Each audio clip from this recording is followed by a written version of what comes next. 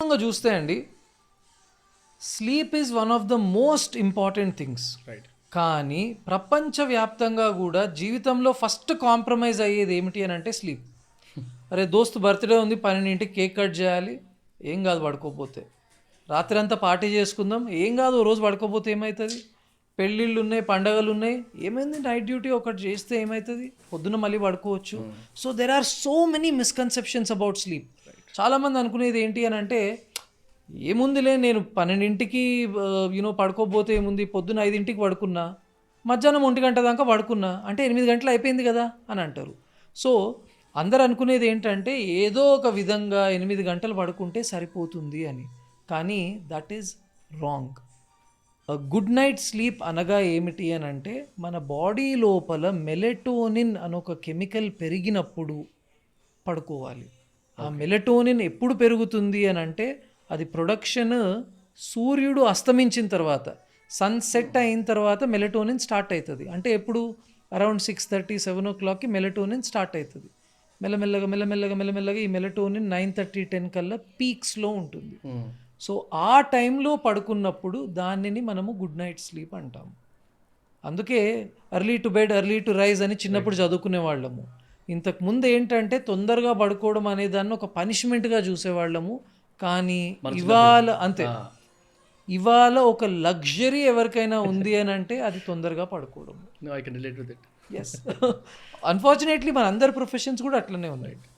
The second misconception about sleep is that రాత్రి కొన్ని గంటలు పడుకుంటా, మధ్యాహ్నం కొన్ని గంటలు పడుకుంటా, మొత్తం కలిపి ఏదో ఒకటి ఆ నెంబర్ 8 తీసుకురావడంలో చాలా మందికి ఒక ఎక్సైట్మెంట్ అండి. అందులో ఏమీ లేదు. సో మళ్ళీ మనము మధ్యాహ్నం పడుకునే నిద్ర బ్రెయిన్ని రిపేర్ చేయడానికి పనికి రాదు. ఎందుకంటే ఆ టైంలో మీ బాడీలో మెలటోనిన్ లేదు. అది మన రెస్ట్ ఆఫ్ ద బాడీ అలసిపోయి పడుకోవడమే తప్ప, నిద్రపోయినప్పుడు బ్రెయిన్లో జరగవలసిన రిపేర్ కానివ్వండి, బ్రెయిన్లో జరిగే ఎన్నో బ్యూటిఫుల్ చేంజెస్ అన్నవి ఓన్లీ ఆ మెలటోనిన్ లెవెల్స్ ఉన్నప్పుడు ఉంటాయి. సో మీ 8 అవర్స్ స్లీప్ ఎప్పుడు ఉండాలి అని అంటే, రాత్రి 9 గంటల నుండి పొద్దున్న 6 గంటల లోపల. అంటే ఆ 9 అవర్స్ స్పాన్ లోపల మీరు 7 to 8 అవర్స్ని ఫుల్ఫిల్ చేస్తే that is a good night sleep. ఈ స్లీప్ అందని పక్షంలో, when somebody is continuously having a bad night sleep, they have the greatest risk of developing heart failure. So చాలామంది, నేను ఇందాక చెప్పినట్టు మంచి ఎక్సర్సైజ్ వచ్చింది, మనం తన హిస్టరీ చూస్తే తను ఇంకో దేశం టైమింగ్స్లో పనిచేస్తాడు. సో నైట్స్ అంతా కూడా మెలకు ఉంటాడు, డేస్ అంతా పడుకుంటాడు. సో ఆ ఒక్క ఫ్యాక్టర్ మానసిక ఆరోగ్యం కానీ శారీరక అనారోగ్యం కానీ తీసుకురావడానికి సరిపోతుంది. So sleep continues to be the most important aspect. ఎన్నోసార్లు రాత్రులు మెలకు ఉండడం వల్ల ఫుడ్ క్రేవింగ్స్ ఉంటాయి.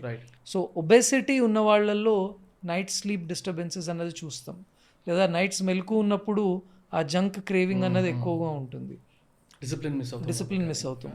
సో ఒకటి మిస్కన్సెప్షన్, ఎప్పుడైనా పడుకోవచ్చు అనేది. రెండో పెద్ద మిస్కన్సెప్షన్ ఏంటంటే, వీడు బాగా గురక కొడుతున్నాడు అబ్బా, మంచిగా పడుకున్నాడు అని అంటారు. లేదు, గురక అనేది ఈజ్ అ బ్యాడ్ ఇండికేటర్. ఒక మనిషి గురక కొడుతున్నాడు అని అంటే తన మెదడుకి కావలసిన ఆక్సిజన్ అందడం లేదు అని అర్థము. సో స్నోరింగ్ అనే హ్యాబిట్ ఉన్న వాళ్లకు మళ్ళీ కూడా లంగ్ రిలేటెడ్ ఇష్యూస్ కానివ్వండి, హార్ట్ రిలేటెడ్ ఇష్యూస్ కానివ్వండి వచ్చే రిస్క్ చాలా ఎక్కువ ఉంటుంది. సో గురక అన్నది ఉన్నప్పుడు ఖచ్చితంగా ఒక రెస్పిరేటరీ స్పెషలిస్ట్, పల్మనాలజిస్ట్ అని ఎవరైతే అంటారో వాళ్ళకు చూపించాలి. ఇంకొకటి చాలామంది కంప్లైంట్ చేసేది ఏంటంటే, పడుకున్న వెంటనే నిద్ర రావట్లేదు సార్ అని అంటారు. సార్ అంత బాగుంది, మీరు చెప్పినారు, మీ పాడ్కాస్ట్ విన్నాము, పడుకుందాం అనుకుంటున్నాము, లైట్లన్నీ బంద్ చేసినాం, ఫోన్లు పక్కన పెట్టినాం, పడుకోగానే ఏవేవో ఆలోచనలు వస్తున్నాయి, జరిగినవన్నీ రీకలెక్ట్ అవుతున్నాయి, ఆ డే టు డే యాక్టివిటీస్, పాత విషయాలు, ఫ్యూచర్ గురించి. This is something common in anxiety అండి. సో యాంగ్జైటీ ఉన్న వాళ్లకు మంచం మీద పడుకున్న తర్వాత లైఫ్ స్టైల్ చేంజెస్ని తీసుకురావాలి. స్పెషల్లీ కెఫిన్ని కట్ చేయాలి. ఎందుకంటే చాలామంది లైఫ్ స్టైల్లో చూస్తే ఆ సెకండ్ కప్ ఆఫ్ టీ కానీ సెకండ్ కప్ ఆఫ్ కాఫీ కానీ సాయంత్రం 5ంటికి 6ంటికి ఉంటుంది. సో 6ంటికి నేను కాఫీ తీసుకున్నప్పుడు దాని ఎఫెక్ట్ నా బాడీలో ఒక 6 అవర్స్ దాకా ఉంటుంది. అందుకు నేను పడుకోలేకపోతున్నాను. సో ఒక స్లీప్ హైజీన్ అన్నది ఫాలో అవ్వాలి. వరల్డ్ హెల్త్ ఆర్గనైజేషన్ చెప్పే గైడ్లైన్స్ ఏమిటి అని అంటే, ఒకటి ఈ స్టిమ్యులెంట్స్ని తీసుకోవద్దు. సిగరెట్ కానివ్వండి, ఆల్కహాల్ కానివ్వండి, కెఫీన్ కానివ్వండి, వీటిని నైట్ టైం అన్నది ఖచ్చితంగా తీసుకోవద్దు. ఎప్పుడూ తీసుకోవద్దు, కానీ నైట్ టైం మాత్రం దే ఆర్ వెరీ బ్యాడ్. అలానే హెవీ మీల్, మనందరం కూడా ఏంటంటే బ్రేక్ఫాస్ట్ ఏదో ఒకటి తినేస్తాము, లంచ్ ఏదో ఒకటి తినేస్తాము, కానీ డిన్నర్ మాత్రం రాజసంగా కావాలి అని కోరుకుంటాం. That is the bad thing. ఎందుకంటే that heavy meal disturbs the blood circulation to the brain. దానివల్ల నిద్ర డిస్టర్బ్ అవ్వడం అన్నది కూడా జరుగుతుంది. మూడోది ఈ గ్యాజెట్స్ యూజ్ చేయడం. సో ఖచ్చితంగా పడుకునే కన్నా అట్లీస్ట్ ఒక 60 మినిట్స్ టు 90 మినిట్స్ ముందు ఎలక్ట్రానిక్ గ్యాజెట్స్ నుండి దూరంగా ఉండాలి.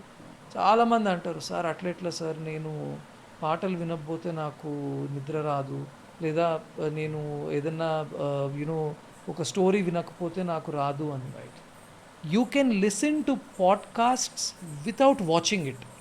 Audio can be there, but avoid video. ఎందుకంటే వీడియో స్టిమ్యులేషన్ బ్లూ లైట్ వల్ల నిద్ర డిస్టర్బ్ అవుతుంది. So for somebody who says I want to listen to a song or a podcast without the video, అది వాడచ్చు. But still ideal situation ఒక 60 minutes avoid చేయడము, ఏదన్నా book చదవచ్చు. అలానే మంచి వీడియోస్, బ్రీదింగ్ ఎక్సర్సైజెస్వి ఉంటాయి, ఇవి చూసి ప్రాక్టీస్ చేయాలి. అవి చూడడం మళ్ళీ విజువల్ డిస్టర్బెన్స్. ఆ బ్రీదింగ్ ఎక్సర్సైజెస్ వీడియోస్ డే టైంలో చూసి డీప్ బ్రీదింగ్ అన్నది ప్రాక్టీస్ చేస్తే కూడా స్లీప్ క్వాలిటీ చాలా ఇంప్రూవ్ అవుతుంది. సో వెంటనే మెడిసిన్ వద్దు అనుకున్న